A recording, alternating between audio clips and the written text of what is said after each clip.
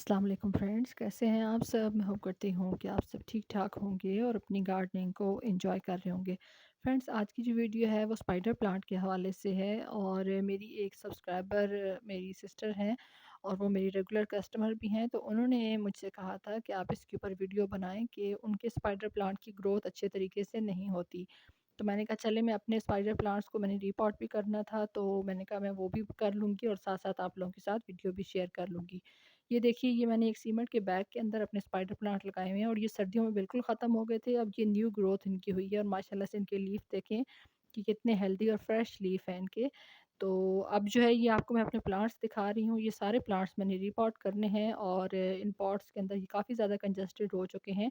तो इनमें से कुछ प्लांट्स को मैं लगाऊंगी, जो है वो ये सीमेंट के बैग हैं इनके अंदर लगाऊंगी और साथ साथ कुछ प्लांट्स को मैं ये जो वेस्ट मेरे पास मटकियाँ पड़ी हुई थी, जब हमने बर्जीज़ रखी हुई थी तो ये उनकी थी मटकियाँ। तो अब हमने क्योंकि वो सेटअप ख़त्म कर दिया है तो ये वेस्ट पड़ी हुई थी, तो मैंने कहा चले इन्हीं के अंदर लगाते हैं और फिर इनको बाद में मैं हैंग करूँगी तो ये बहुत खूबसूरत लगेंगी। तो अभी जो है वो आपको ये मैं सॉइल दिखा दूँ। सबसे बेसिक जो चीज़ है वो स्पाइडर प्लांट को ग्रोथ करते हुए कि आपने किस किस तरीके की जो सॉइल है उसको बनाना है।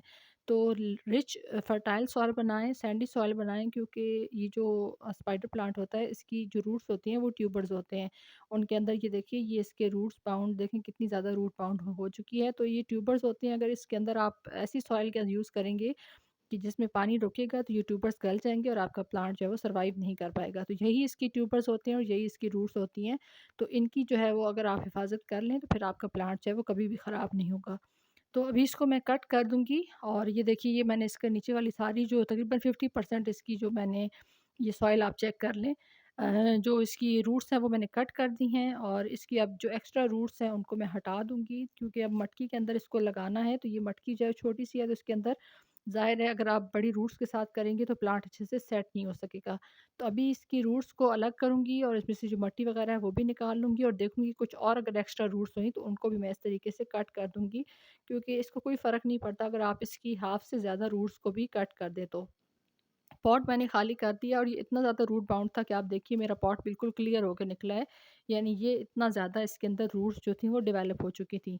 तो अभी इसके अंदर जो है वो मैं मटकी के अंदर मट्टी डालती हूँ और साथ-साथ ये देखिए, ये रूट्स जो मैंने कट की हैं इसको आप कंपोस्ट में डाल दें।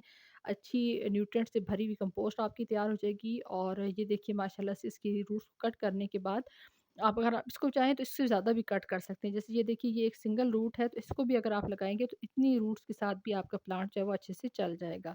तो मैंने अपनी सहूलत के लिए किया है और अब मैंने इसको हाफ़ मट्टी से भर लिया। मटकी को इसके अंदर होल मैंने पहले से कर लिया था, आपने देखा होगा कि ड्रेनेज होल लाज़मी करना है, क्योंकि अगर ड्रेनेज होल नहीं होगा तो पानी जो है वो अगर रूट्स के साथ रुका रहेगा तो फिर आपके जो प्लांट्स हैं, स्पाइडर प्लांट ख़ास तौर पे, वो सर्वाइव नहीं कर पाते, उनके ट्यूबर्स जो हैं वो गल जाते हैं।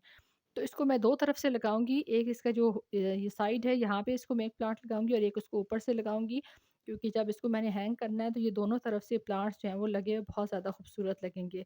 अभी जो है वो कुछ टाइम मैं इसको सेट करने के लिए रख दूँगी, जब इसकी सॉइल इस अच्छे से सेट हो जाएगी और हमारा प्लांट जो है वो अपनी ग्रोथ स्टार्ट कर देगा, तो उसके बाद फिर मैं इसको हैंग करके अपने गार्डन के अंदर लगाऊँगी। वैसे अगर आपके पास कोई वेस्ट मटेरियल हो तो आप उसको भी हैंगिंग प्लांटर बना सकते हैं। कोई वेस्ट आपका बाउल हो आपके पास, कोई डिब्बा हो, उसको भी आप इसी तरीके से यूज़ कर सकते हैं, क्योंकि आम तौर पे जो स्पाइडर प्लांट है वो शेडी एरिया को पसंद करता है। तो आप ऐसी जगह पे जहाँ पे आपके पास शेड हो गार्डन में, वहाँ पे अगर आप इसकी हैंगिंग प्लांटर्स को लगाएँगे तो ये बहुत खूबसूरत लगते हैं। पॉट मैंने इसलिए रखा है कि इस पॉट के अंदर रख के मैं एक साइड से पहले इसको पानी दूँगी ताकि मट्टी जो है वो अच्छे से सेट हो जाए और उसके बाद फिर ऊपर से मैं इसको पानी दूँगी इस तरीके से। ये देखिए, मैंने पानी इनको पहले से दे दिया है और इसको जो है वो मैं पानी आप लोगों के साथ शेयर कर रही हूँ कि पहले इसको साइड से रख के इस तरह गमले के ऊपर, किसी भी छोटे गमले के ऊपर, बड़े के ऊपर आप एज़ अ स्टैंड बना के रख लें और इसके अंदर आप लगा दें। वीडियो अच्छी लगी हो तो प्लीज़ वीडियो को लाइक कर दें। Thanks for watching. अल्लाह हाफ़िज़।